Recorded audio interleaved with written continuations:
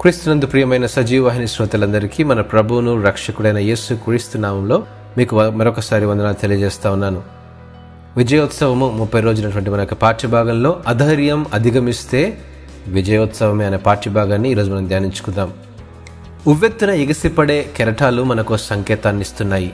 అవి లేసి పడుతున్నందుకు కాదు, పడినా లేవగలననే శక్తి దానికి ఉంది. కాబట్టి నీ దారికి అడ్డంగా ఉన్న ప్రతి ఆటంకము, చేయడానికి ఇష్టం లేని ప్రతి పని, బాధ, ప్రయత్నం, పెనుగులాడతో కూడుకున్న ప్రతి విషయము నీకోసం ఆశీర్వాదాన్ని దాచిపెట్టుంచింది. సాధించలేకపోయిన నిరాశ చెందవద్దు. ఒక్కోసారి నీ నిజాయితీ, ధైర్యం, తెలివితేటలు ఇవేవి నిన్ను గెలిపించినప్పుడు నీ ఓర్పు, సహనం నీకు తప్పక విజయాన్ని చేకూరుస్తాయి.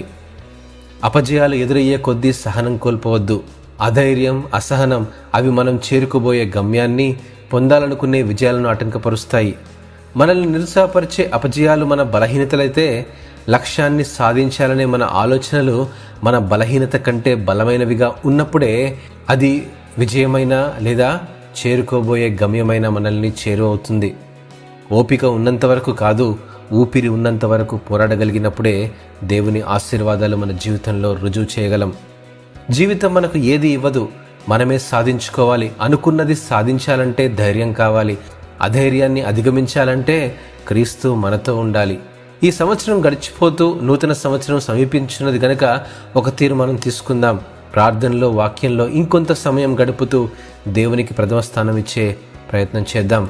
యాకోబు పత్రిక 4వ అధ్యాయం 8వ వచనంలో అంటాడు, దేవుని యొద్దకు రండి, అప్పుడు ఆయన మీ యొద్దకు వచ్చును. ఆయన మనతో ఉంటేనే కదా మన జీవితంలో విజయోత్సవాలు.